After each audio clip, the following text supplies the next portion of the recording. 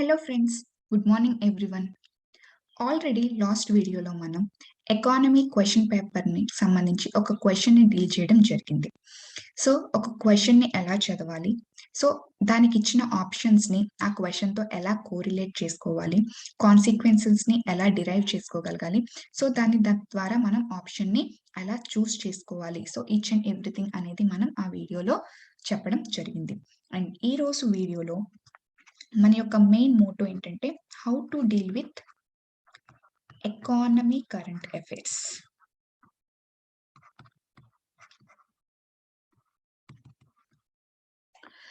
So already అందరికీ తెలుసు, current affairs చాలా బల్కీగా ఉంటుంది. ఏం చదవాలి, ఎలా చదవాలి, ఎంత ఎక్స్టెంట్ వరకు చదవాలి అనేది ఒక పెద్ద కన్ఫ్యూజన్ అనేది క్రియేట్ చేస్తుంది. సో ఈ రోజు మనం వీడియోలో ఒక ఎకానమిక్ పర్స్పెక్టివ్లో కరెంట్ అఫైర్స్ని ఎలా డీల్ చేయాలి. ఓకే, ఫస్ట్ ఎలా చదవాలి, ఎలా అనాలిసిస్ చేయాలి, దానికి సంబంధించి క్వెషన్స్‌ని ఎలా రేజ్ చేసుకుంటూ దానికి ఆన్సర్స్ రాబట్టుకోగలగాలి. అండ్ మోర్ ఓవర్ అక్కడి నుంచి వచ్చే పాయింట్స్‌ని మెయిన్స్ ఆన్సర్‌లో ఎలా జనరేట్ చేసుకోగలగాలి. సో, ఈచ్ అండ్ ఎవ్రీథింగ్ అనేది ఈ వీడియోలో మనం డిస్కస్ చేయడం జరుగుతుంది. ఓకే. సో, లేట్ ఎందుకు టాపిక్‌లోకి వెళ్ళిపోదాం. సో, టాపిక్ కరెంట్ అఫైర్స్ గురించి కాబట్టి నేను latest current affairs regarding economy గురించి తీసుకోవడం జరుగుతుంది. సో, ఆల్రెడీ వినే ఉంటారు. So, Indian government 5 Chinese products మీద యాంటీ డంపింగ్ డ్యూటీ అనేది ఇంపోజ్ చేసింది. ఓకే, యాంటీ డంపింగ్ డ్యూటీ అనేది ఇంపోజ్ చేయడం జరిగింది. ఎన్ని ఇయర్స్ అమ్మా? అప్ టు 5 ఇయర్స్ ఇంపోజ్ చేయడం జరిగింది. యాక్చువల్‌గా ఇది కరెంట్ అఫైర్స్ రిగార్డింగ్ ఎకానమీ. ఇప్పుడు ఈ టాపిక్‌ని మనం ఎలా చదవాలి? ఓకే, ఎంత వరకు అనలైజ్ చేసుకోగలగాలి, ఎంత డెప్త్ వరకు వెళ్ళాలి. ఓకే, సో యూపీఎస్సీ పర్స్పెక్టివ్‌లో ఎంతవరకు బౌండరీ లైన్ ఏంటి, ఎంతవరకు మనం తెలుసుకోవాలి, ఎక్కడితో మనం కట్ చేసేస్తే సరిపోతుంది. మనం డిరైవ్ చేసిన ఈ కంప్లీట్ అనాలిసిస్‌ని మనం మెయిన్స్ ఆన్సర్‌లో ఎలా రిప్రజెంట్ చేసుకోగలగాలి. సో, ఈచ్ అండ్ ఎవ్రీథింగ్ అనేది మనం డీటెయిల్డ్‌గా డిస్కస్ చేద్దాం. సో, ఫస్ట్ థింగ్, ఇండియా అనేది 5 చైనీస్ ప్రొడక్ట్స్ మీద ఈ యాంటీ డంపింగ్ డ్యూటీ అనేది ఇంపోజ్ చేసింది. First thing, why India imposed? అసలు ఇండియా ఇంపోజ్ చేయవలసిన నెసెసిటీ ఇండియాకి ఎందుకు వచ్చింది? First question. ఏంటి ఇంపోజ్ చేసింది? Anti dumping duty. అసలు ఈ యాంటీ డంపింగ్ డ్యూటీ అంటే ఏంటి ఇంతకి? Second question. Third question, China products మీద ఎందుకు ఇంపోజ్ చేయవలసిన నెసెసిటీ వచ్చింది? చాలా ఇంపోర్ట్స్ ఉన్నాయి కదా ఇండియాకి. ఇండియా అనేది యూఎస్ నుంచి ఇంపోర్ట్ చేసుకుంటుంది, చైనా నుంచి, ఆస్ట్రేలియా నుంచి, రష్యా నుంచి, చాలా నుంచి ఇంపోర్ట్స్ చేసుకుంటుంది. చైనా ప్రొడక్ట్స్ మీద ఎందుకు ఇంపోజ్ చేయవలసిన నెసెసిటీ వచ్చింది? ఓకే, చైనా తన యొక్క ప్రొడక్ట్స్‌ని యాంటీ డంపింగ్ అంటే ఎగెయిన్స్ట్ డంపింగ్. అంటే చైనా ఎందుకు డంప్ చేస్తుంది? ఇండియాలో దాని యొక్క ప్రొడక్ట్స్‌ని ఎందుకు డంప్ చేస్తుంది? అలా డంప్ చేయడం వల్ల ఇండియన్ ఎకానమీకి ఏమైనా ఛాలెంజెస్ ఎదురవుతున్నాయా? ప్లస్ అలా డంప్ చేయడం వల్ల చైనీస్ ఎకానమీకి ఏదైనా బెనిఫిట్స్ వస్తున్నాయా? Another question. అండ్ ఇప్పుడు ఈ యాంటీ డంపింగ్ డ్యూటీని ఇండియా ఇంపోజ్ చేయడం వల్ల ఇండియాకి బెనిఫిట్స్ ఏంటి? అండ్ మోర్ ఓవర్, ఇలా ఇంపోజ్ చేయడం వల్ల లాంగ్ రన్‌లో ఇండియా ఫేస్ చేసే ఛాలెంజెస్ ఏంటి? These are the questions. ఈ క్వెషన్స్‌కి ప్రతి దానికి కూడా మన దగ్గర సమాధానం ఉంటే ఈ టాపిక్ మనకొచ్చినట్టు. ఇందులో ఏ క్వెషన్‌కి కూడా మన దగ్గర సమాధానం లేకపోయి ఉంటే, ఈవెన్ ఒక క్వెషన్, ఓకే, మనం ఈ టాపిక్‌ని కంప్లీట్‌గా అర్థం చేసుకోలేనట్టే. ఓకే, సో ఒక టాపిక్ తీసుకున్నప్పుడు అందులో నుంచి ఫస్ట్ మనం క్వెషన్స్‌ని అరేంజ్ చేసుకోవడం తెలుసుకోండి. ఓకే, నువ్వు క్వెషనర్‌వి అయితే ఆ టాపిక్ నుంచి నువ్వు ఏ విధంగా క్వెషన్స్‌ని నువ్వు అరేంజ్ చేయగలవు అనే పర్స్పెక్టివ్‌లో ఫస్ట్ ఆలోచించండి. నేనైతే ఇన్ని క్వెషన్స్ అరేంజ్ చేసుకోగలిగాను. సో, ఇప్పుడు ఈ క్వెషన్స్ అన్నిటికి నేను ఆన్సర్ చేసుకోగలగాలి అంటే నా దగ్గరున్న స్టాటిక్ పోర్షన్ నుంచి నేను ఎలా దీన్ని అప్లై చేయగలను. సో, నా దగ్గర ఆల్రెడీ బ్యాక్‌గ్రౌండ్ స్టాటిక్ పోర్షన్ ఉంటుంది కదా! సో, ఆల్రెడీ మనం ఎకానమీ ప్రిపేర్ అవుతాం కాబట్టి, ఆ స్టాటిక్ పోర్షన్ నుంచి ఈ కరెంట్ అఫైర్స్‌ని నేను ఎలా సాల్వ్ చేసుకోగలను. ఓకే. See here. ఎందుకంటే స్టాటిక్ పోర్షన్ మనకి 2 మంత్స్‌లో కంప్లీట్ అయిపోతుంది. సో, కానీ ఎవ్రీడే కరెంట్ అఫైర్స్ అని వస్తుంది. Each and every current affairs faculty అనేది చెప్తూ రారు కదమ్మా! సో, దాన్ని నువ్వు నీ ఓన్‌గా ఎలా అనలైజ్ చేసుకోవాలి అనేది ఈరోజు మనం నేర్చుకుందాం. ఓకేమా? So, see here. ఫస్ట్ ఒక చైనా యొక్క పర్స్‌పెక్టివ్ మనం మాట్లాడుకుందాం. ఓకే. సో, చైనా అనేది ఒక 100 కార్స్ అనేది మ్యాన్యుఫ్యాక్చర్ చేస్తుందని చెప్పేసి మనం అనుకుందాం. ఓకే. సో, ఈ 100 కార్స్‌లో ఒక కార్ యొక్క కాస్ట్ ప్రైస్ చైనా ఎంత పెట్టిందనుకుందాం. ఫర్ ఎగ్జాంపుల్ ఒక ₹10. ఇక్కడ నేను కంప్లీట్ సినారియో అనేది నేను ఓకే. హైపోథెటికల్‌గా తీసుకుంటున్నానమ్మా. ఓకే. జస్ట్ హైపోథెటికల్‌గా తీసుకోవడం అనేది జరుగుతుంది. ఓకే. సో, ఒక కార్ యొక్క కాస్ట్ ప్రైస్ ఎంతమ్మా? ₹10 అనేది చెప్పుకుందాం. ఫర్ ఎగ్జాంపుల్ మీకు ఆల్రెడీ తెలుసు. ఒక ప్రొడక్ట్‌కి ఒక కాస్ట్ ప్రైస్ అనేది ఎలా ఫిక్స్ చేస్తారు? Okay. Land, labour, capital, entrepreneur. So, మనం ల్యాండ్‌కి కట్టే రెంట్, లేబర్‌కి పెట్టే వేజెస్, క్యాపిటల్‌కి పెట్టే ఇంట్రెస్ట్, ఎంట్రప్రెన్యూర్ తన యొక్క ప్రాఫిట్ మార్జిన్. సో, ఇవన్నీ కూడా మనం ఇంక్లూడ్ చేసుకొని ఒక పర్టిక్యులర్ ప్రొడక్ట్‌కి మనం కాస్ట్ ప్రైస్ అనేది ఫిక్స్ చేస్తాం. సో, ఆ విధంగా ఒక కార్ యొక్క కాస్ట్ ప్రైస్ ₹10 అని చెప్పేసి చైనా ఫిక్స్ చేసిందనుకుందాం. ఓకే. ఎన్ని కార్స్ మ్యాన్యుఫ్యాక్చర్ చేస్తుందమ్మా చైనా? 100 కార్స్‌ని మ్యాన్యుఫ్యాక్చర్ చేస్తుందని చెప్పేసి అనుకుందాం. అయితే ఇందులో ఒక 40 కార్స్ అనేది చైనా యొక్క డొమెస్టిక్ డిమాండ్. అంటే ఆ కంట్రీలో తనకున్న డిమాండ్ అన్నమాట. ఓకేమా? అండ్ రిమైనింగ్ 60 కార్స్ వచ్చేసి అది ఒక 3 కంట్రీస్‌కి ఎక్స్‌పోర్ట్ చేస్తుందని చెప్పేసి అనుకుందాం. ఓకే. ఒక 20 కార్స్ ఒక కంట్రీకి, ఒక 20 కార్స్ ఒక కంట్రీకి, ఒక 20 కార్స్ ఒక కంట్రీకి ఎక్స్‌పోర్ట్ చేస్తుందని చెప్పేసి అనుకుందాం.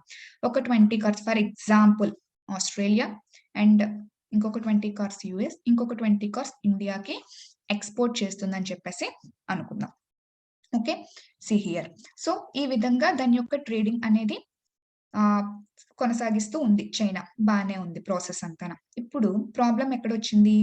ఇప్పుడే సీన్‌లోకి ఎంటర్ అయింది కోవిడ్-19. సో, కోవిడ్-19 ఎప్పుడైతే సీన్‌లోకి ఎంటర్ అయిందో, సో, దానివల్ల కంప్లీట్ లాక్‌డౌన్స్, కంప్లీట్‌గా కంట్రీస్ మధ్య ట్రేడింగ్ రిలేషన్స్ అనేవి కొలాప్స్ అయిపోయి. ఎందుకంటే లాక్‌డౌన్స్ ఇంపోజ్ చేయడం వల్ల ట్రేడింగ్ అనేది కంప్లీట్‌గా బ్లాక్ అయిపోయింది.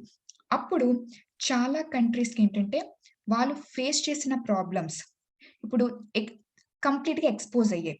ఏంటి? వాళ్ళ యొక్క ఎకానమీకి సంబంధించిన ప్రాబ్లమ్స్‌ని కంప్లీట్‌గా ఎక్స్‌పోజ్ చేసేయగలిగింది. ఈ కోవిడ్-19 వల్ల ఇంపోజ్ చేసిన లాక్‌డౌన్స్.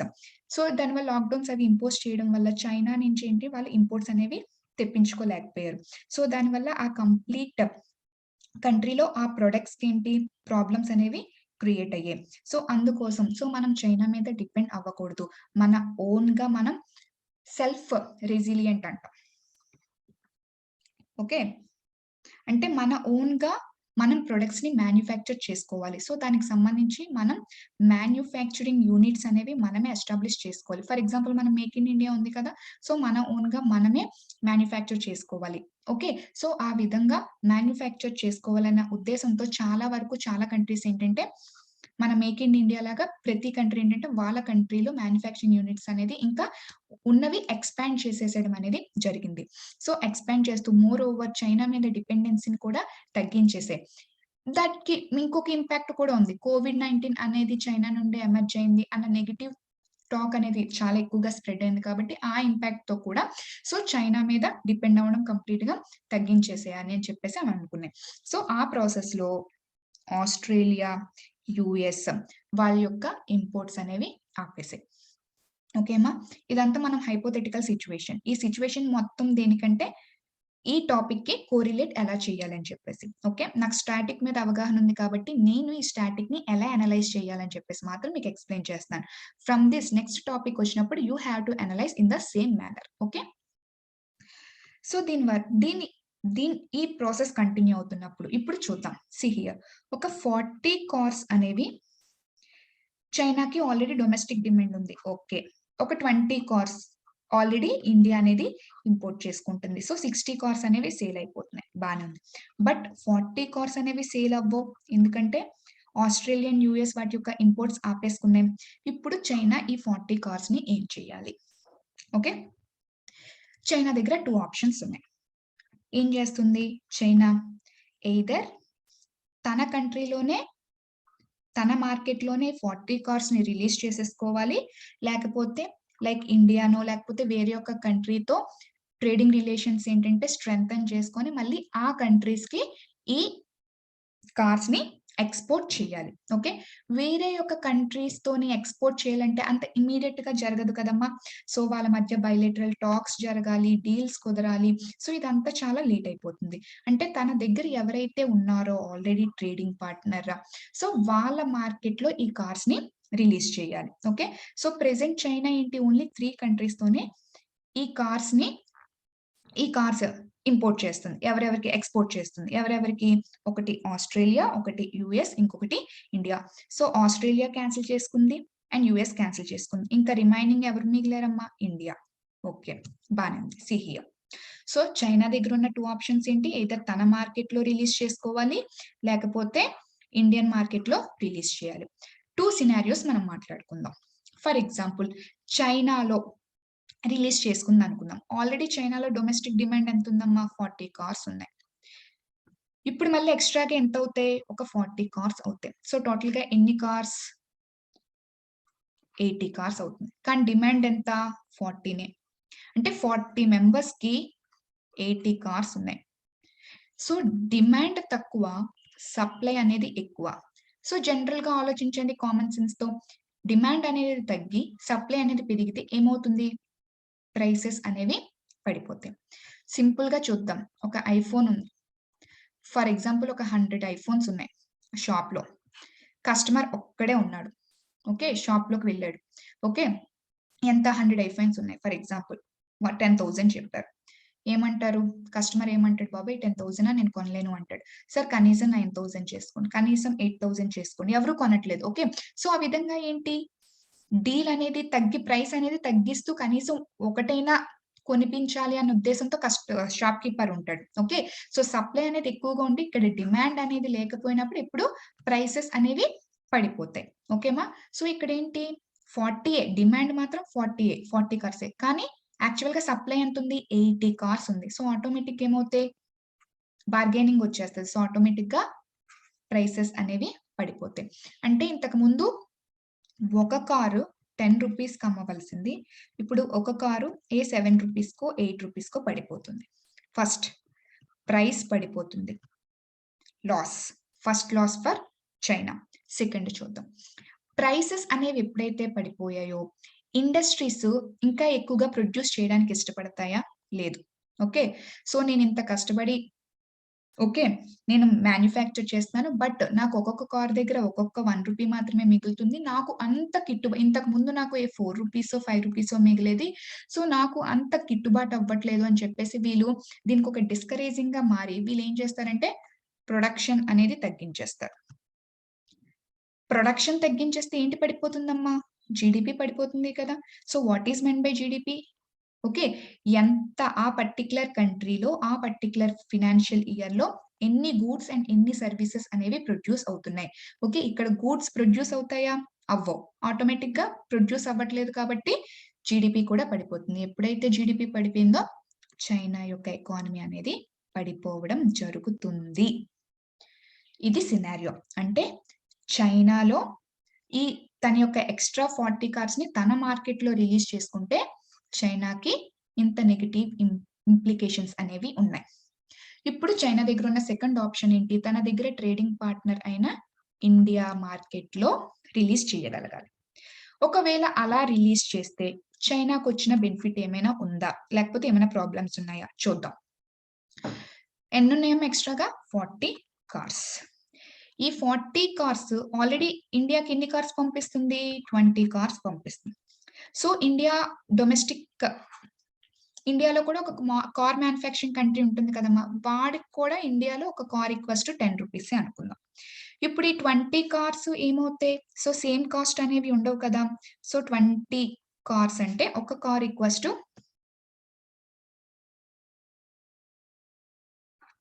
1 కార్ ఈవెన్ దో చైనాలో 10 రూపీస్ అయినా ఇక్కడ ఏంటి మనకి ఆల్రెడీ నేను లాస్ట్ వీడియోలో చెప్పాను. టాక్స్ అనేది ఇంపోర్ట్ డ్యూటీ అనేది వేయడం జరుగుతుంది. So 10 rupees plus import duty ఒక 2 రూపీస్ అనుకుందాం. 12 రూపీస్ అన్నమాట. ఓకే. సో 12 రూపీస్ అనేది ఉంటుంది. ఓకే. సో ఈ విధంగా ఇక్కడ ట్రేడింగ్ అనేది జరుగుతుంది. బానే ఉంది. ఇప్పుడు ఎక్స్‌ట్రాగా ఏమవుతుందమ్మా ఒక 40 కార్స్ అనేవి ఇండియాకి రావటం జరుగుతుంది. ఓకే. ఇక్కడ 20 ఒక్కసారి ఇక్కడ చాలా జాగ్రత్తగా కీన్‌గా అబ్జర్వ్ చేయండి. చైనా ఇండియాకి 20 కార్స్ మాత్రమే ఇంపోర్ట్ చేస్తుంది అంటే, ఇండియాలో ఆ 20 కార్స్‌కే డిమాండ్ ఉన్నట్టు అర్థమా కాదా? యెస్. సో, ఇప్పుడు ఎక్స్‌ట్రాగా ఒక 40 కార్స్‌ని అది పంపించాలి అంటే, ఈ 40 కార్స్‌కి అది డిమాండ్ క్రియేట్ చేయగలగాలి కదా! ఓకే. సో, ఇంతకుముందు 20 కార్స్ మాత్రమే ఇంపోర్ట్ చేసేది. ఐ మీన్ ఎక్స్‌పోర్ట్ చేసేది ఇండియాకి.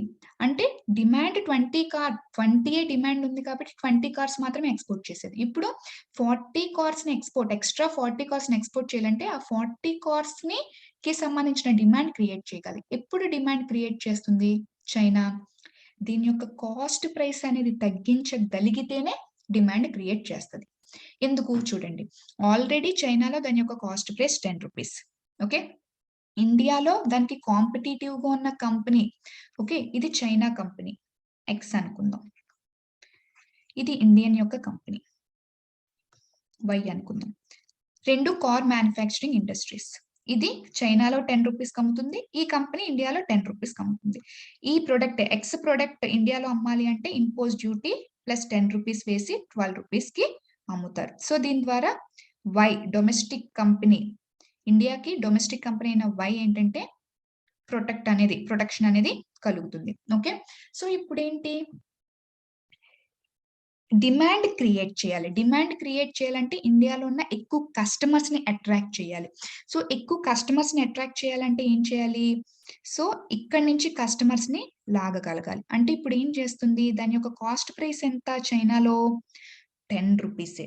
ఓకే. ఇప్పుడు దాని యొక్క కాస్ట్ ప్రైస్‌ని అది 6 రూపీస్‌కి చేస్తుంది. Okay. Just hold on. Madam loss వస్తదా? నేను దాని గురించి కూడా ఆ ఇష్యూ గురించి కూడా నేను అడ్రెస్ చేయడం జరుగుతుంది. Just hold on. అది దాని యొక్క డొమెస్టిక్ అంటే చైనాలో 10 రూపీస్‌కి అమ్ముతుంది. బట్ అది ఇండియాకి ఎక్స్‌పోర్ట్ చేస్తుంది చూసారా ఎక్స్‌ట్రా 40 ఆ ఎక్స్‌ట్రా 40కి మాత్రం ఒక్కొక్క కార్‌కి 6 రూపీస్ అనేది కాస్ట్ ప్రైస్ ఫిక్స్ చేస్తుంది. ఇక్కడ ఒక వెరీ వెరీ ఇంపార్టెంట్ పాయింట్ గుర్తుపెట్టుకోండి. డంపింగ్ అంటే అదే. What is meant by dumping అంటే చైనా యొక్క డొమెస్టిక్ మార్కెట్‌లో అంటే చైనాలో ఆ కార్ యొక్క కాస్ట్ ప్రైస్ 10 రూపీసే. బట్ అదే కార్‌ని ఇండియాకి ఎక్స్‌పోర్ట్ చేస్తుంది చూసారా? దాని యొక్క కాస్ట్ ప్రైస్ మాత్రం 6 రూపీస్. అంటే 4 రూపీస్ లాస్‌తోని కావాలని ఇంటెన్షనల్‌గా అమ్ముతది. ఓకే. అది ఎందుకు అమ్ముతదో మనం డిస్కస్ చేద్దాం. ఇక్కడ ఈ పాయింట్ గుర్తు చేసుకోండి. అంటే దాని యొక్క డొమెస్టిక్ మార్కెట్ ప్రైస్ కన్నా తక్కువ ప్రైస్ చేసి మరి అమ్ముతుంది. దీన్నే మనం డంపింగ్ అంటాం. ఓకేమా? ఫస్ట్ వాట్ ఈస్ డంపింగ్ అనేది తెలిస్తే అసలు యాంటీ డంపింగ్ డ్యూటీ అనేది ఏంటో మనకి అర్థమవుతుంది. This is nothing but dumping. Okay. So, ఇప్పుడు 6 రూపీస్ పెట్టేసి అమ్ముతుంది. ఓకే. ఒక కార్‌కి 6 రూపీస్. మనకు ఆల్రెడీ ఇంపోర్ట్ డ్యూటీ ఉంటుంది కదా! 2 రూపీస్. సో, 8 రూపీస్ అవుతుంది. సో, వై కంపెనీ కార్ ఎంత అవుతుందమ్మా? 10 రూపీస్ అవుతుంది. ఎక్స్ కంపెనీ యొక్క కార్ యొక్క కాస్ట్ ప్రైస్ 8 రూపీసే అవుతుంది. సో, ఇప్పుడు ఏమైపోతుంది? చైనా కార్ ఏంటి కాస్ట్ ప్రైస్ చాలా తక్కువగా ఉంది ఇండియాలో. సో, అప్పుడు కస్టమర్స్ అందరూ ఏం చేస్తారు? చైనా యొక్క కార్‌నే కొనడానికి చూస్తారు. సో, దానివల్ల ఇండియా ఫేస్ చేసే ప్రాబ్లమ్ ఏంటి? డొమెస్టిక్ మార్కెట్ పడిపోతుంది. కంప్లీట్‌గా వై కంపెనీ దివాలా తీసే అవకాశం ఉంది. అంతే కదా! Domestic market collapses. ఇప్పుడు జరుగుతున్న సినారియో ఇది. ఓకేమా? చైనాలో ఆ కార్ యొక్క కాస్ట్ ప్రైస్ 10 రూపీసే ఉందంట. బట్ అది ఇంటెన్షనల్‌గా తగ్గించి 6 రూపీస్‌కి ఇండియాకి పంపిస్తుంది. ఇలా తగ్గించి పంపించడం వల్ల మనం ఆల్రెడీ ఇంపోర్ట్ డ్యూటీ అని 2 రూపీస్ ఆల్రెడీ మనం ఫిక్స్ చేసాం. అది ఇంపోజ్ చేసినప్పటికి 8 రూపీసే అవుతుంది. ఓకే. అది ఇంపోజ్ చేసినప్పటికి 8 రూపీసే అవుతుంది. ఓకే. బట్ ఇది ఎక్స్ కదా చైనాది, ఇండియాది వై. ఇండియా యొక్క కంపెనీ అయిన వై 10 రూపీస్‌కి ఉంది దాని కార్. సో, ఆటోమేటిక్‌గా మన డొమెస్టిక్ కార్ కన్నా చైనా యొక్క కార్ అనేది చీప్ రేట్‌కి అవైలబుల్‌గా వచ్చేస్తుంది. సో, దానివల్ల అది ఏంటి అట్రాక్ట్ చేస్తుంది? It is attracting customers.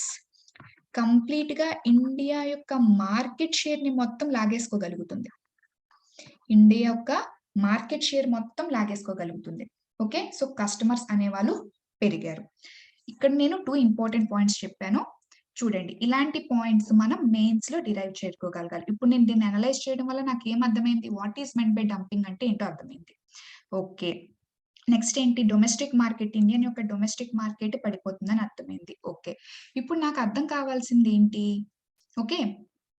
China 10 rupees ఉన్నది 8 రూపీస్‌కి నాట్ 8 రూపీస్ 6 రూపీస్‌కి అమ్ముతుంది. దీనివల్ల చైనాకి ఈవెన్ దాని యొక్క కంట్రీలో కూడా అదే అమౌంట్‌కి అమ్మినా లాస్ వస్తుందనే కదా ఇండియాకి పంపిస్తుంది. మరి ఈ లాస్ ఇక్కడ కూడా వస్తుంది కదా మేడం.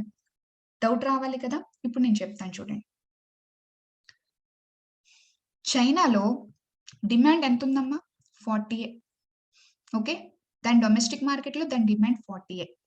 ఇప్పుడు ఇండియాకి చైనా ప్రొడక్ట్ ఎక్స్‌పోర్ట్ చేస్తుంది. ఓకే. సో, ఇండియాలో ఆల్రెడీ ఒక డొమెస్టిక్ క కంపెనీ ఉంది. ఏంటది? వై. ఇప్పుడు చైనా యొక్క ప్రొడక్ట్ 8 రూపీస్‌కొస్తుంది. ఇండియా యొక్క ప్రొడక్ట్ 10 రూపీస్‌కొస్తుంది. ఈ డొమెస్టిక్ కస్టమర్స్ అందరిని కూడా లాక్కోగలుగుతుందా లేదా? లాక్కోగలుగుతుంది. ఇప్పుడు చూడండి. ఆ 40 కార్స్‌కి 10 రూపీస్ ఉంటే 400 రూపీస్ లాభం దానికి. అంతే జనరల్‌గా. ఇప్పుడేంటి 6 rupees like impose duty 6 rupees కదా అది ఇస్తుంది. కానీ ఇక్కడ కస్టమర్స్ ఏమవుతున్నారు? పెరుగుతున్నారు కదా! ఇండియన్ కార్స్‌ని కొనడానికి బదులు ఆ కార్స్‌ని కూడా రేట్ ఎక్కువైపోతున్నాయని చెప్పేసి వదిలేసి ఆ కస్టమర్స్ అందరూ వచ్చేసి చైనా యొక్క ప్రొడక్ట్స్ కొంటున్నారు. అంటే ఒక 400 మెంబర్స్ కొంటున్నారు. 2400 రూపీస్ అయింది. ఈ మార్కెట్ మొత్తం పడిపోయింది. ఎందుకంటే కంప్లీట్‌గా ఇండియన్ ఇండస్ట్రీకి దాని యొక్క ప్రైసెస్‌కి చైనా యొక్క మార్కెట్ ప్రైసెస్‌కి చాలా వేరీ ఉంది. 2 రూపీస్ వేరీ ఉంది. సో, ఆటోమేటిక్‌గా ఈ వై కంపెనీ యొక్క ప్రొడక్ట్స్‌ని కొనడం మానేసి కస్టమర్స్ అందరూ చైనా ప్రొడక్ట్స్ మాత్రమే కొనడం స్టార్ట్ చేసేసారు. సో, దానివల్ల ఈవెన్ దో అది కాస్ట్ ప్రైస్ తగ్గించినప్పటికీ కస్టమర్స్‌ని పెంచుకోగలిగింది కాబట్టి దానికి ప్రాఫిట్ అనేది పెరిగింది. చైనాలో అలా అవ్వదు. చైనాలో అది ఇమ్మీడియేట్‌గా డిమాండ్ క్రియేట్ చేసుకోలేదు. ఓకే. ఆల్రెడీ దానికి డిమాండ్ 40 ఉంది. వేరే మార్కెట్ అంటే ఇంపోర్ట్స్ చేయించుకోవడం మానేయాలి. మహా అయితే చైనా. అది దానికి ప్రాబ్లమ్ అవుతుంది కదా! సో, దాని మార్కెట్‌ని ప్రాబ్లమ్ చేసుకోలేదు. అందుకని వేరే ఇండియన్ మార్కెట్‌లోకి ఎంటర్ అయ్యి, ఇండియన్ యొక్క డొమెస్టిక్ మార్కెట్‌ని డిస్ట్రాయ్ చేస్తే, ఆ కస్టమర్స్ అందరూ చైనీస్ ప్రొడక్ట్స్‌కి కస్టమర్స్ కింద కన్వర్ట్ అయిపోయి, ప్రైస్ రెడ్యూస్ చేయడం వల్ల కస్టమర్స్ పెరిగి, సో, దానికి ప్రాఫిట్ మార్జిన్ అనేది పెరుగుతుంది. మీకు అర్థమైందమ్మా? Concept it is very important.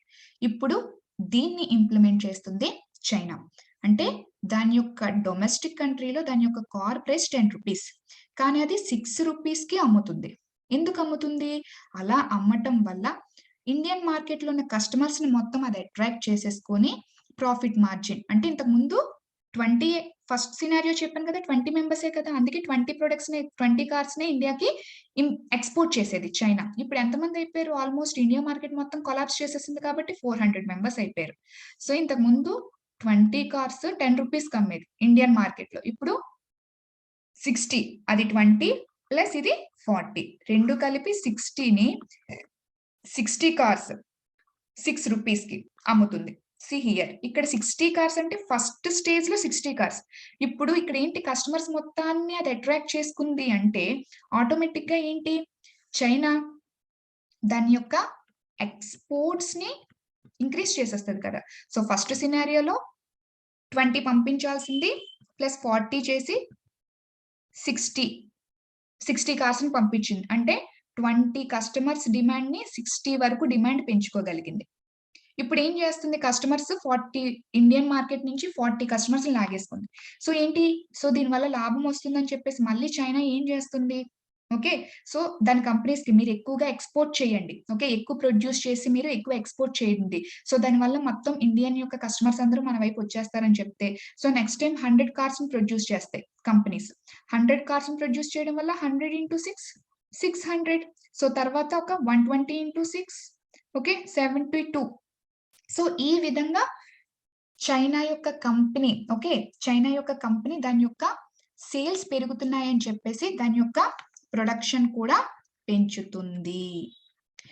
అదే చైనా యొక్క మార్కెట్‌లో రిలీజ్ చేసుకుంటే ప్రొడక్షన్ తగ్గించుకోవాలి. అదే ఇండియన్ మార్కెట్‌లో రిలీజ్ చేసుకుంటుంటే దాని యొక్క ప్రొడక్షన్ పెంచుకుంటుంది. ఇప్పుడు చైనా ఏం చేస్తుంది? దాని దగ్గర 2 ఆప్షన్స్ ఉన్నాయి. దాని యొక్క ఎకానమీని దెబ్బతీసుకుంటుందా? ఇండియా యొక్క ఎకానమీని దెబ్బతీస్తుందా? ఆబ్వియస్‌గా ఇండియన్ యొక్క ఎకానమీని దెబ్బతీస్తుంది. సో, సేమ్ సినారియో ఇక్కడ రిపీట్ అయింది. చైనా ఏం చేస్తుందంటే దాని దగ్గర ఉండిపోయిన సర్ప్లస్‌గా ఉండిపోయిన ఈ ప్రొడక్ట్స్ ఏవైతే ఉన్నాయో, ఆ ప్రొడక్ట్స్‌ని తీసుకొచ్చి ఇండియాలో డంప్ చేసేస్తుంది. డంప్ అని ఎందుకన్నారు? చైనాలో అది 10 రూపీస్‌కి అమ్ముకుంటుంది. కానీ ఇండియాలో అది 6 రూపీస్‌కి అమ్ముతుంది. ఓకే. మీకు చెప్పాను కదా! ఎలా వర్కౌట్ అవుతుంది మేడం కాస్ట్ ప్రైస్ తగ్గించేసారు కదా! ఎలా వర్కౌట్ ఉందని కూడా నేను మీకు లాజిక్ చెప్పాను. సో, 10 రూపీస్ ఉంటే నీకు 4 మెంబర్సే కొంటున్నారు. 6 రూపీస్ ఉంటే నీకు 40 మెంబర్స్ కొంటున్నారు. ఏది వర్కౌట్ అవుతది? ఇక్కడ 40 రూపీసే వస్తది. 10 రూపీస్ ఉండడం వల్ల నీకు 4 మెంబర్స్ కొంటుంటే నీకు 40 రూపీసే వర్కౌట్ అవుతుంది. అదే 6 రూపీస్ ఉండడం వల్ల నీకు 40 మెంబర్స్ కొంటున్నారు. దానివల్ల 240 రూపీస్ నీకు వర్కౌట్ అవుతుంది. నీకిక్కడ కాస్ట్ ప్రైస్ తగ్గినప్పటికి నీకు కస్టమర్స్ పెరిగారు కాబట్టి నీకు ఇక్కడ ప్రాఫిట్ మార్జిన్ అనేది ఇంక్రీజ్ అవుతుంది. యాక్చువల్‌గా ఈ ట్రిక్ ప్లే చేస్తుంది చైనా. మొత్తం దీనివల్ల ఇండియన్ డొమెస్టిక్ మార్కెట్ అంతా పడిపోయి ఆ కస్టమర్స్ అందరూ కూడా చైనా మార్కెట్ వైపు షిఫ్ట్ అయిపోవడం జరుగుతుంది. కంప్లీట్ సినారియో అనేది మీకు అర్థమైందని నేను అనుకుంటున్నాను. ఓకేమా? So, see here. China products. ఎందుకు చైనా డంప్ చేస్తుంది చెప్పాను. ఓకే. సో, మిగతా కోవిడ్-19 ఇంపాక్ట్ వల్ల మిగతా కంట్రీస్ దాని యొక్క ఇంపోర్ట్స్ ఆపేసుకున్నాయి కాబట్టి, ఆ ఎక్స్‌ట్రా మిగిలిపోయిన సర్ప్లస్ ప్రొడక్ట్స్‌ని తనకి ఆల్రెడీ ఎగ్జిస్ట్ అయిన ట్రేడింగ్ పార్ట్నర్స్ లైక్ ఇండియా వాటిలో డంప్ చేసేసేయడం వల్ల చైనీస్ ఎకానమీ ఏమవుతుంది? ఇంక్రీజ్ అవుతుంది. ఓకే. ఎందుకంటే ఎక్కువ కస్టమర్స్ పెరిగిపోతారు. ఆటోమేటిక్‌గా ఎక్కువ ప్రొడక్షన్ చేస్తారు. ఎక్కువ ప్రొడక్షన్ చేయడం వల్ల చైనా యొక్క జీడీపీ పెరుగుతుంది. దాని ఎకానమీ అనేది ఇంక్రీజ్ అవుతుంది. ఇండియన్ ఎకానమీకి ఎలాగా? Negative impact. ఎందుకంటే దాని యొక్క డొమెస్టిక్ మార్కెట్‌ని మొత్తం డిస్ట్రాయ్ చేసేస్తుంది. సో, డొమెస్టిక్ మార్కెట్‌ని మొత్తం డిస్ట్రాయ్ చేసేసినప్పుడు ఆటోమేటిక్‌గా ఇండియన్ ఎకానమీ ఇండస్ట్రీస్ పడిపోతాయి. దానివల్ల ప్రొడక్షన్ తగ్గిపోతుంది. దానివల్ల జీడీపీ అనేది తగ్గిపోతుంది. ఎప్పుడైతే జీడీపీ అనేది తగ్గిపోయిందో ఆటోమేటిక్‌గా ఇండియన్ యొక్క ఎకానమీ పడిపోవడం జరుగుతుంది. ఈ క్వెషన్‌కి ఆన్సర్ అర్థమైందమ్మా? ఓకే. సో, చైనా ప్రొడక్ట్స్‌ని ఎందుకు బ్యాన్ చేసామంటే, ప్రెజెంట్ మనం ఏ కంట్రీ కూడా ఇలా చేయట్లేదు. ప్రెజెంట్ ఏంటంటే చైనా ఈ విధమైన ట్రిక్స్ ప్లే చేస్తుంది కాబట్టి, మనము చైనా ప్రొడక్ట్స్‌ని మాత్రమే యాంటీ డంపింగ్ డ్యూటీని ఇంపోజ్ చేయడం జరిగింది. ఇప్పుడు యాంటీ డంపింగ్ డ్యూటీ అంటే ఏంటో చూద్దాం. కొన్ని క్వెషన్స్‌కి మనకి ఆన్సర్ తెలిసాయి. స్టిల్ ఇంకా కొన్ని క్వెషన్స్‌కి మనకి ఆన్సర్ తెలియాలి. ఫస్ట్ యాంటీ డంపింగ్ డ్యూటీ అంటే, ఇప్పుడు ఈ ప్రాసెస్ చేస్తుంది కదా! డంపింగ్ అంటే ఏంటి చెప్పాను కదా! తన మార్కెట్‌లో 10 రూపీస్‌కి అమ్ముకున్నప్పటికీ, వేరే మార్కెట్‌కి అంటే చైనా మార్కెట్‌లో అది 10 రూపీస్‌కి అమ్ముకుంటుంది. కానీ ఇండియన్ మార్కెట్‌కొచ్చేసరికి అది 6 రూపీస్‌కి అమ్ముతుంది. అంటే తీసుకొచ్చి ఇక్కడ పడిచేస్తుంది, డంప్ చేసేస్తుందనే కదా అర్థం. సో, ఇలాంటి వాటికి ఎగెయిన్స్ట్‌గా ఇంపోజ్ చేసే టారిఫ్ ఆర్ డ్యూటీస్, టాక్స్‌నే మనం యాంటీ డంపింగ్ డ్యూటీ అంటాం. జనరల్‌గా అది 10 రూపీస్ ఉంది చైనాలో. ఓకే.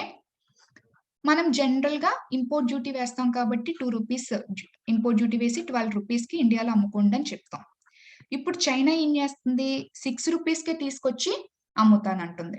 ఇప్పుడు ఏం చేస్తాం మనం జనరల్‌గా? ఇంపోర్ట్ డ్యూటీ ఆల్రెడీ 2 రూపీస్ ఉంటుంది. దీనివల్ల ఎంత అవుతుంది? 8 రూపీస్ మాత్రమే అవుతుంది. బట్ ఇండియాలో వై కంపెనీ ఉంది కదా! ఆ కార్ యొక్క కాస్ట్ ప్రైస్ 10 రూపీస్ ఉంది. అయినప్పటికీ మనం ఇంపోర్ట్ డ్యూటీ వేసినప్పటికీ ఇంకా మన యొక్క డొమెస్టిక్ కార్ ప్రైస్ కన్నా తక్కువే ఉంది. ఇప్పుడు మళ్ళీ దీనికి అడిషనల్‌గా ఇంకొక 3 రూపీస్ వేస్తాము. ఎందుకు వేస్తున్నాము?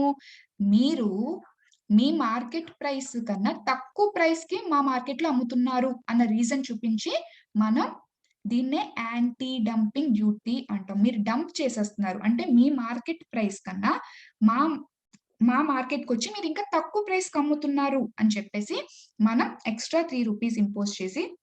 11 చేస్తాం.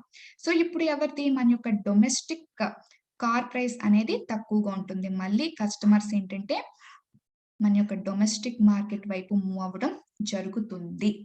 సో, అందుకని ప్రెజెంట్ యాంటీ డంపింగ్ డ్యూటీ అనేది చైనా ప్రొడక్ట్స్ మీద ఇంపోజ్ చేయడం జరిగింది. కాన్సెప్ట్ అర్థమైందని చెప్పేసి అనుకుంటున్నాను. ఓకే. మనకి ఇలా చాలా ఉంటాయి టారిఫ్స్‌లోని మనకి ఒక chapter okay. External trade policy, trade relations external చాప్టర్‌లో మనకి జనరల్‌గా tariffs okay. Like tariffs and non tariffs. Okay. So, tariffs అంటే జనరల్‌గా ఇప్పుడు డ్యూటీస్ ఫినాన్షియల్ మ్యాటర్స్‌లో అంటే ఫినాన్షియల్‌గా మనం ఇంపోజ్ చేసేది టారిఫ్స్ అంటాం. నాన్ టారిఫ్స్ అంటే లైక్ కోటా, టారిఫ్ కోటా ఇది static portion. Okay. Countervailing duties and like anti dumping duties ఇవన్నీ ఉంటాయి. ఇవన్నీ స్టాటిక్ పోర్షన్.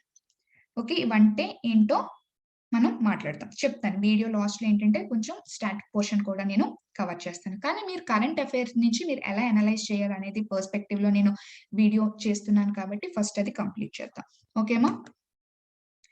సో, క్వెషన్స్ చూద్దాం. అన్ని ఆన్సర్ చేయగలిగాం. చైనీస్ ప్రొడక్ట్స్‌ని ఎందుకు మనం టార్గెట్ చేసాం? ఓకే. అది డంపింగ్ యాక్టివిటీ అనేది చేస్తుంది కాబట్టి మనం టార్గెట్ చేసాం. This question was answered. This question was answered.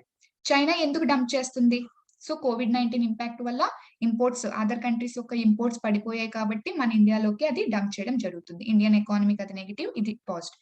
So, ఈ 2 మనం ఆల్రెడీ మాట్లాడాం. ఇండియా ఎందుకు ఇంపోజ్ చేసింది? ఆల్రెడీ ఆన్సర్ వచ్చింది కదా! ఎందుకు ఇంపోజ్ చేసింది? సో, దాని యొక్క డొమెస్టిక్ మార్కెట్‌ని ప్రొటెక్ట్ చేసుకోవాలి కాబట్టి ఇంపోజ్ చేసింది. ఆల్రెడీ ఎగ్జాంపుల్‌తో నేను ఎక్స్‌ప్లెయిన్ చేశాను. యాంటీ డంపింగ్ డ్యూటీ అంటే ఏంటో కూడా ఇప్పుడే జస్ట్ ఎక్స్‌ప్లెయిన్ చేశాను. ఇంకేంటి? సో, ఇప్పుడు ఫైనల్ క్వెషన్. ఈ యాంటీ డంపింగ్ డ్యూటీ ఇంపోజ్ చేయడం వల్ల ఇండియాకి ఏమైనా బెనిఫిట్స్ ఉన్నాయా? లేకపోతే ఇండియా ఏమైనా ప్రాబ్లమ్స్ ఫేస్ చేస్తుందా? ఈ క్వెషన్‌కి మనం ఆన్సర్ చెక్ చేసుకుందాం. So, see here. ఇప్పుడు మన యొక్క ఇండియా పర్స్పెక్టివ్. జనరల్‌గా ట్రేడ్‌లో ఎలా జరగాలమ్మా? ఇది చైనా యొక్క కంపెనీ ఎక్స్ అనేది. ఈ వై అనేది ఇండియా యొక్క కంపెనీ.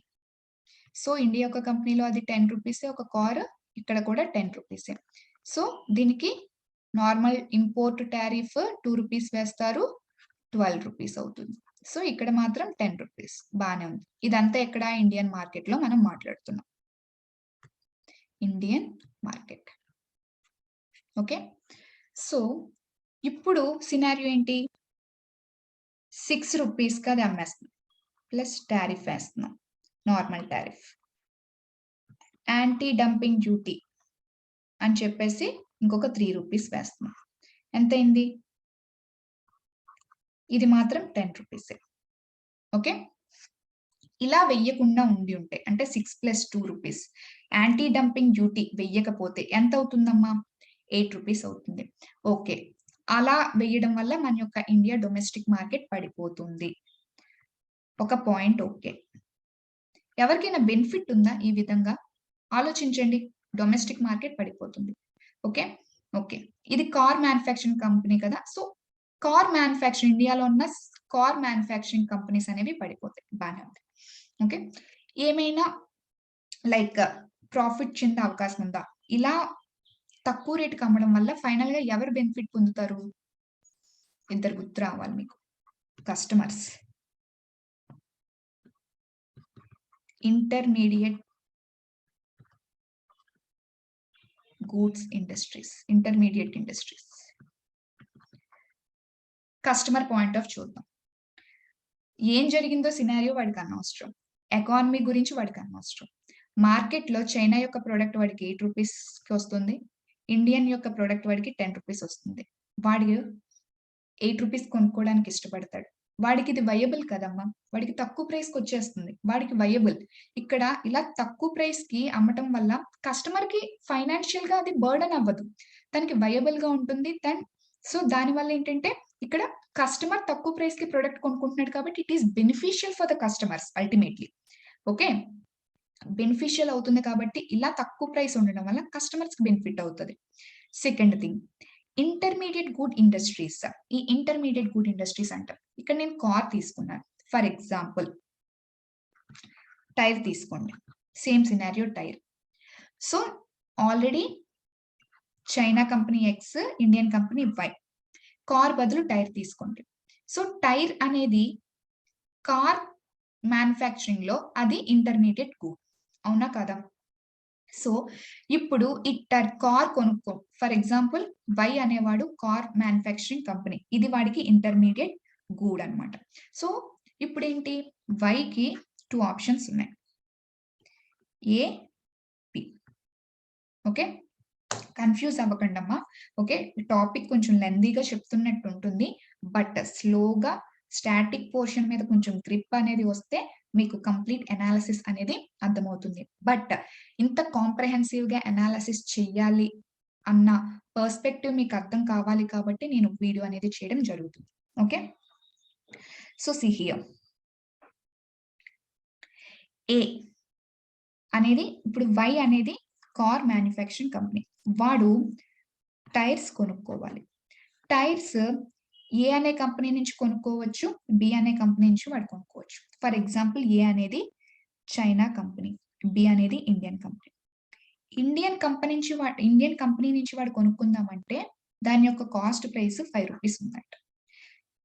చైనా కంపెనీ నుంచి కొనుక్కుందామంటే దాని యొక్క కాస్ట్ ప్రైస్ 3 రూపీస్. ఎందుకు, డంప్ చేసేస్తుంది కదా. సేమ్ సినారియో ఇక్కడ అప్లై చేయండి, డంప్ చేసేస్తుంది కాబట్టి. ఓకే, ఈ కంపెనీస్ లాస్ అయిపోతాయి. ఇప్పుడు ఏ అనే బి కాంపిటేటివ్ అయ్యి ఇక్కడ ఇలా డంప్ చేయడం వల్ల బి అనే కంపెనీ లాస్ అయిపోతుంది. కానీ ఎవరికి ప్రాఫిట్, వీళ్ళకి ప్రాఫిట్ అవుతుంది. ఎందుకంటే వీళ్ళు యూజ్ చేసే ఇంటర్మీడియట్ ప్రొడక్ట్స్ టైల్స్ వీడికి చాలా తక్కువ ప్రైస్కి వస్తుంది కదా. ఓకే, ఇక్కడ 5 రూపీస్ పెట్టాలి టైర్ కి, ఇక్కడ ఇలా డంప్ చేయడం వల్ల 3 రూపీస్ పెడితే వీడికి తక్కువ అమౌంట్ లో వీడు కార్ మ్యానుఫ్యాక్చర్ చేసుకోగలడు. అంటే ఏ కంపెనీ కార్స్ ని తీసుకొచ్చి డంప్ చేసేస్తే సేమ్ కంపెనీస్ కి అది ప్రాబ్లం, అవి కంప్లీట్ గా డిస్ట్రాయ్ అయ్యే ఛాన్స్ ఉంటుంది.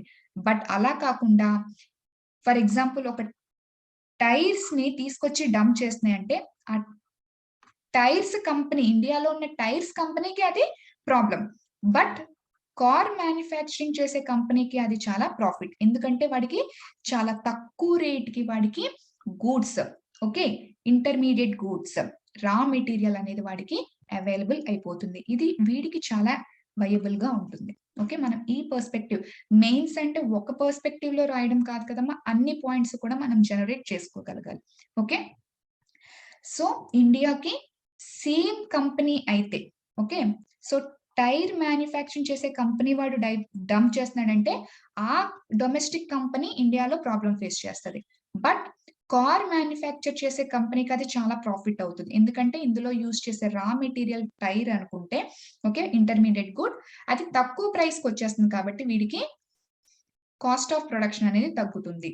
కాస్ట్ ఆఫ్ ప్రొడక్షన్ వీడికి తగ్గుతుంది కాబట్టి వీడు చాలా తక్కువ ప్రైస్ కే ఆ మెటీరియల్ ని సేల్ చేయడం జరుగుతుంది. సో దానివల్ల తక్కువ ప్రైస్ కే ఆ మెటీరియల్ అవైలబుల్ గా ఉంటుంది కాబట్టి ఎక్కువ కస్టమర్స్ కొంటారు, వాడికి ఎక్కువ సేల్స్ జరుగుతాయి, వాడికి మళ్ళీ ప్రొడక్షన్ అనేది పెంచుకుంటాడు. ఈ విధంగా వీడికి చాలా ప్రాఫిట్.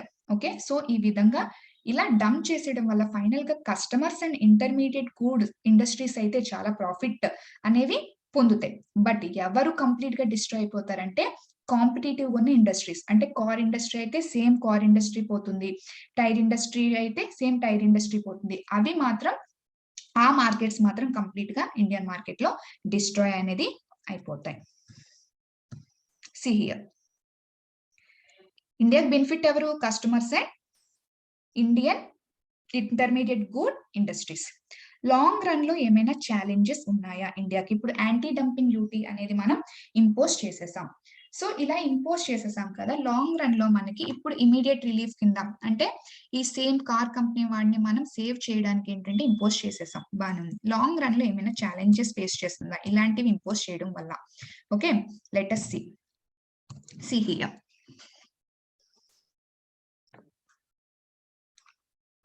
ఈ కార్ మ్యానుఫ్యాక్చరింగ్ ఇండియాలో ఒక 5 ఇండస్ట్రీస్ ఉన్నాయనుకుందాం. ఈ 5 ఇండస్ట్రీస్‌లో 1 ఇండస్ట్రీ వచ్చేసి రిలయన్స్, సెకండ్‌దొచ్చేసి అదానీ, థర్డ్‌దొచ్చేసి ఒక చిన్న ఎక్స్, ఫోర్త్‌ది ఒక చిన్న వై, ఫిఫ్త్‌ది ఒక చిన్న జెడ్. ఈ 3 చాలా చిన్న కంపెనీస్, చిన్న industries when compared to these industries. So ఇప్పుడేమవుతాయమ్మా, ఇలా ఎప్పుడైతే యాంటీ డంపింగ్ డ్యూటీస్ అనేవి ఇంపోజ్ చేస్తారో, ఓకే, ఇంపోజ్ చేయడం వల్ల ఎందుకు ఇంపోజ్ చేశారు? ఫస్ట్ ఆటోమేటిక్ గా ఈ గవర్నమెంట్ ఏంటంటే ఈచ్ అండ్ ఎవ్రీథింగ్ చెక్ చేస్తుంది అనుకుంటున్నారా? లేదు. సో జనరల్ గా ఎవరు ఫస్ట్ కంప్లైంట్ చేస్తారు? వీళ్ళు రిలయన్స్, అదానీ, ఈ ఎక్స్, వై, జెడ్ ఈ కంపెనీస్ ఉన్నాయి కదా, ఇప్పుడు వీడేంటి కార్ కంపెనీస్ కార్స్ ని డంప్ చేసేస్తున్నాడు కదా, దానికి కాంపిటేటివ్ గా ఉన్న ఇండియాలో కార్ కంపెనీస్ వాడికి ఫస్ట్ ఆ విషయం తెలుస్తుంది. ఎలా తెలుస్తుంది? వాడి సేల్స్ పడిపోతాయి.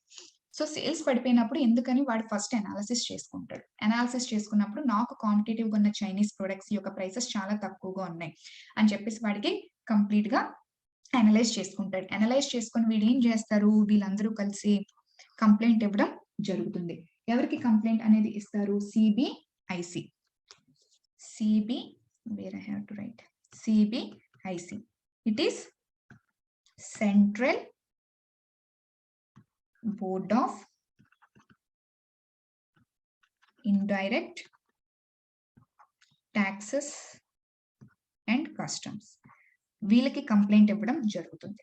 కంప్లైంట్ ఇవ్వగానే వీళ్ళు కామర్స్ మినిస్ట్రీ ఏజెన్సీ అయిన DGTR, directorate general of trade remedies, so వీళ్ళకి ఈ విషయాన్ని ప్రాసెస్ చేయడం జరుగుతుంది. అంటే మీరు వెళ్ళి ఇన్వెస్టిగేట్ చేయండి. సో ఇన్వెస్టిగేట్ చేస్తే అది నిజమా కాదా అని చెప్పేసి ఫైనల్ గా రిపోర్ట్ అనేది సబ్మిట్ చేయండి అని చెప్పేసి చెప్పడం జరుగుతుంది. ఓకే, సో ఈ వర్క్ ఎవరు ఎండోస్ చేస్తారు? సిబిఐసి అనేది DGTR వాళ్ళకి ఎండోస్ చేయడం జరుగుతుంది. ఇప్పుడు ప్రెసెంట్ సినారియో అదే. వీళ్ళు 20th సెప్టెంబర్ 2020లో ఇన్వెస్టిగేషన్ స్టార్ట్ చేశారు. రీసెంట్ గా నిన్న మొన్న న్యూస్ లోకి వచ్చింది. ఇప్పటికి రిపోర్ట్ సబ్మిట్ చేశారు. ఏమని? ఎస్, చైనా వాడు డంపింగ్ అనేది చేస్తున్నాడు. Now it is our responsibility to impose anti dumping duty. మనం ఇప్పుడు యాంటీ డంపింగ్ డ్యూటీ ఇంపోజ్ చేయాలి అని చెప్పేసి 1 year తర్వాత వీళ్ళు ఫైనల్ గా డెసిషన్ తీసుకోవడం జరిగింది. అయితే ఈ 1 year లో ఆల్రెడీ జరగాల్సిన లాస్ అంతా జరిగిపోయింది. ఫర్ ఎగ్జాంపుల్ రిలయన్స్, అదానీ చాలా బిగ్ ఇండస్ట్రీస్, ఇవి తట్టుకోగలవు. చిన్న చిన్న ఇండస్ట్రీస్ XYZ ఇవి తట్టుకోగలవమ్మా? తట్టుకోలేవు. వీళ్ళకి ఎగ్జిస్టెన్షియల్ అంటారు. Okay, crisis. ఇంకా ఎగ్జిస్ట్ అయ్యే స్కోప్ ఉండదు, మార్కెట్ లో అది నిలబడలేవు.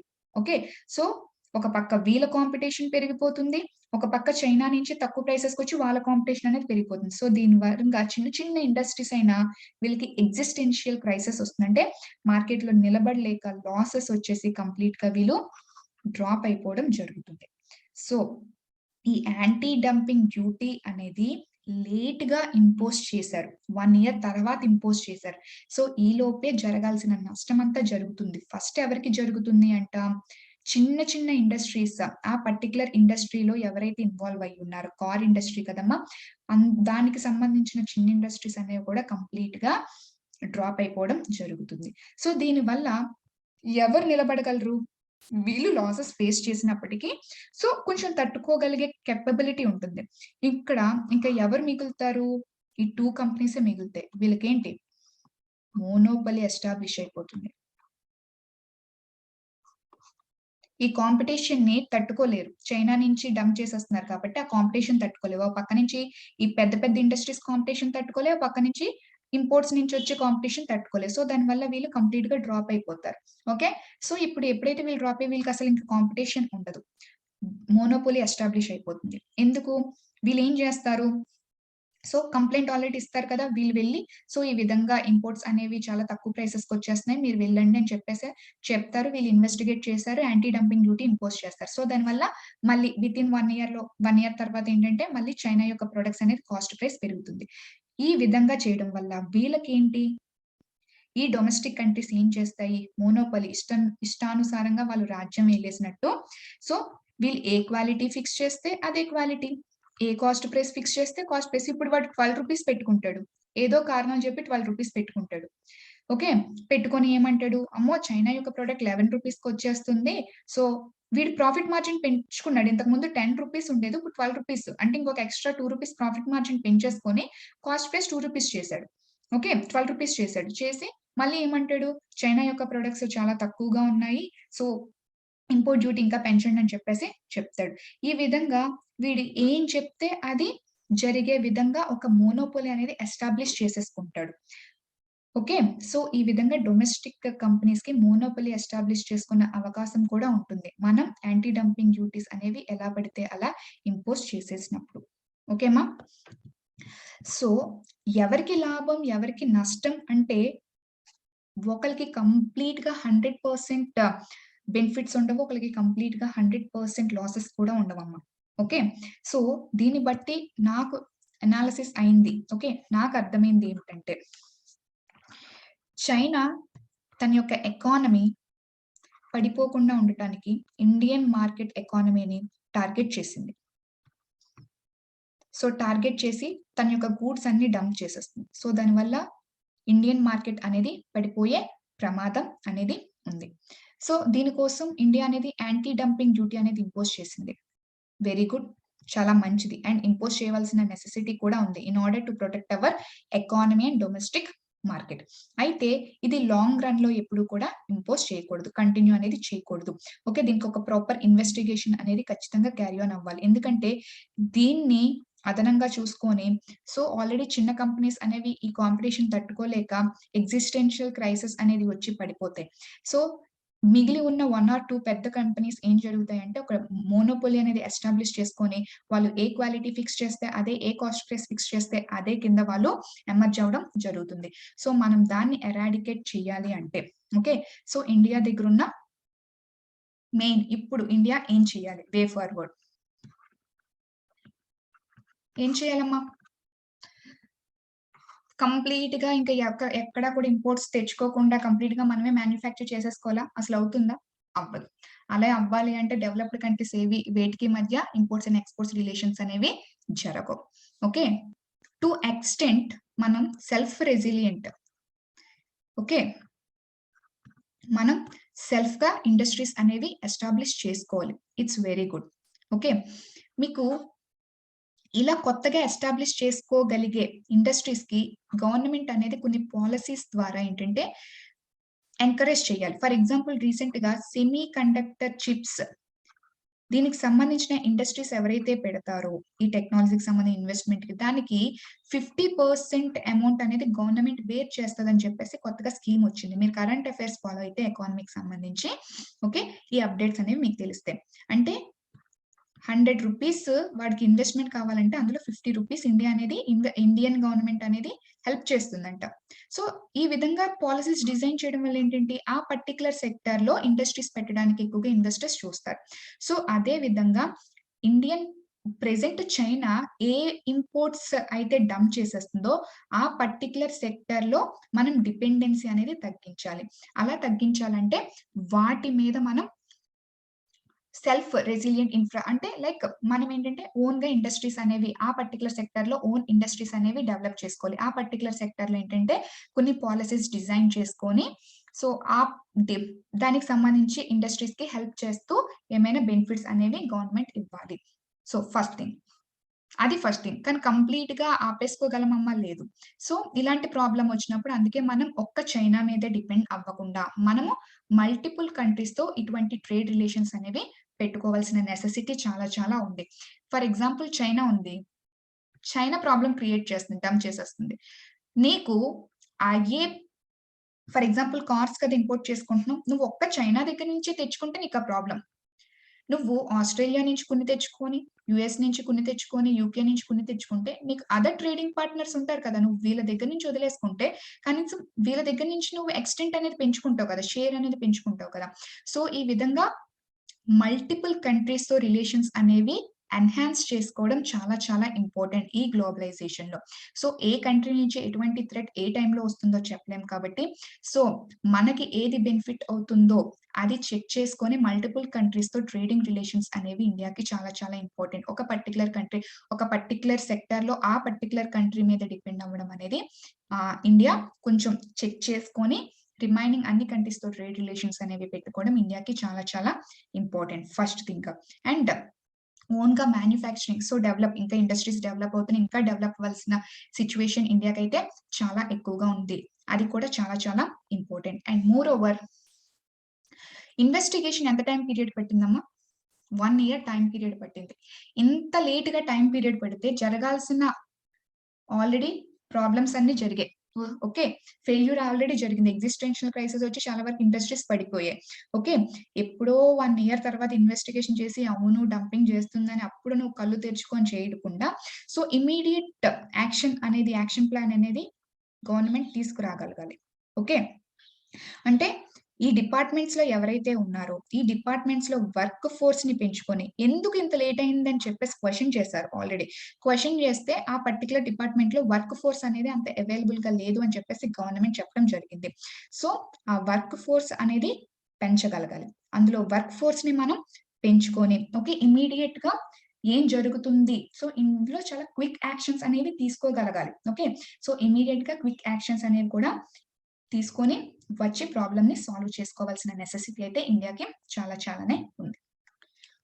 ఓకేమా? సో, సీ హియర్ ఒక్కసారి మళ్ళీ టాపిక్‌లోకి వెళ్దాం.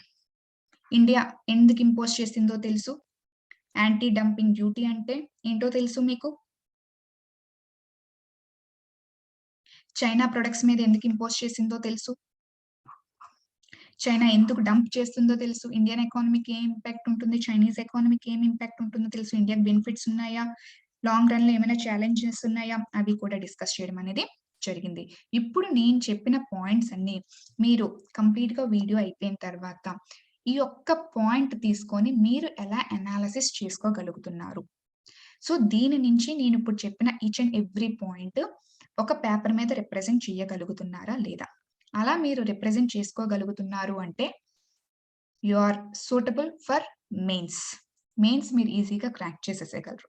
సూటబుల్‌గా లేరు అంటే you have to increase your analysing capacity and you have to practise. ఓకేమా? సో, సెషన్ కంప్లీట్ చేసే ముందు జస్ట్ ఒక స్టాటిక్ పోర్షన్ అనేది చెప్తానని చెప్పాను కాబట్టి I will give some static portion. మనకి ఫారెన్ ట్రేడ్‌కి సంబంధించి టారిఫ్స్ ఇంపోజ్ చేస్తారన్న విషయం ఆల్రెడీ మనం మాట్లాడుకున్నాం. ఇందులో 2 టైప్స్ ఆఫ్ టారిఫ్స్ ఉంటాయి. Tariff, non tariff. టారిఫ్ అంటే డైరెక్ట్‌గా ఫినాన్షియల్‌గా ఓకే 10% ఇంపోజ్ చేస్తాము, 20% ఇంపోజ్ చేస్తాము అని చెప్పేసి టాక్స్‌ని ఎంత పర్సెంట్ ఇంపోజ్ చేస్తారని చెప్పేసి చెప్పడం టారిఫ్స్. నాన్ టారిఫ్స్‌లో చాలా టైప్స్ ఉన్నాయి. లైక్ కోటా,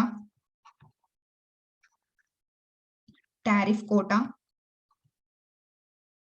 ఇప్పుడు చెప్పాను కదమ్మా! Anti dumping duties.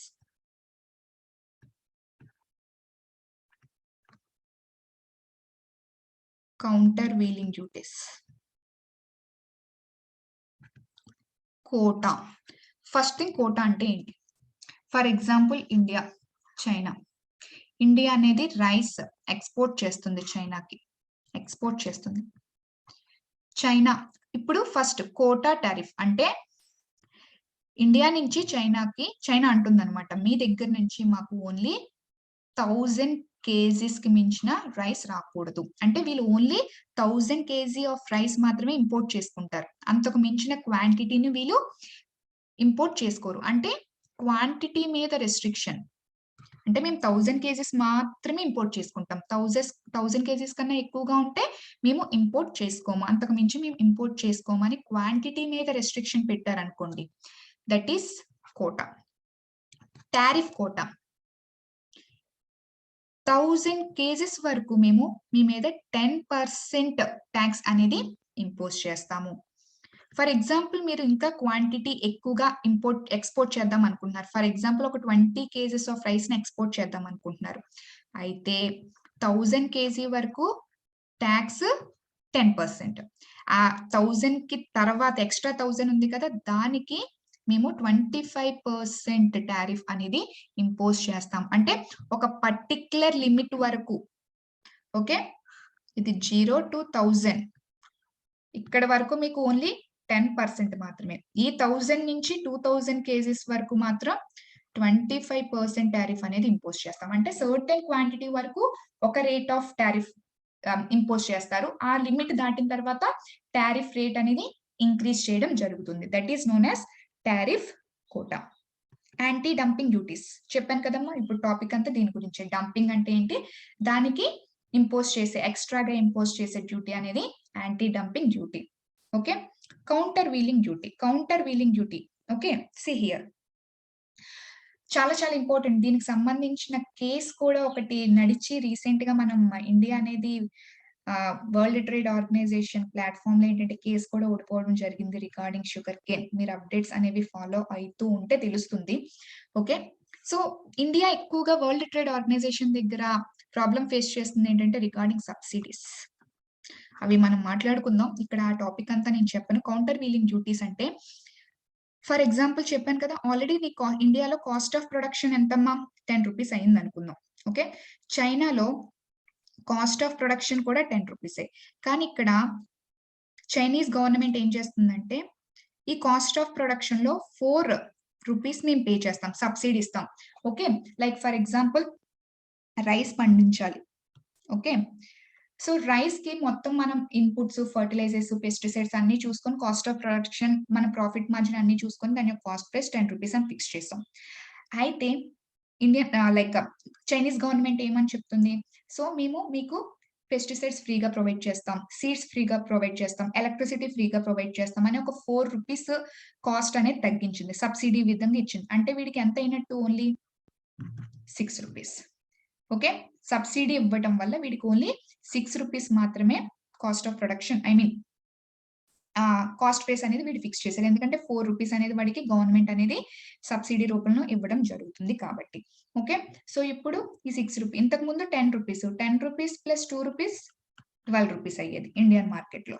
ఇప్పుడు ₹6 ప్లస్ ₹2 మళ్ళీ ఇక్కడ ₹8 సేమ్ డంపింగ్ విషయంలో ఏం సినారియో జరిగిందో ఇక్కడ ఈ సబ్సిడీస్ ఇవ్వడం కూడా సేమ్ సినారియో జరుగుతుంది.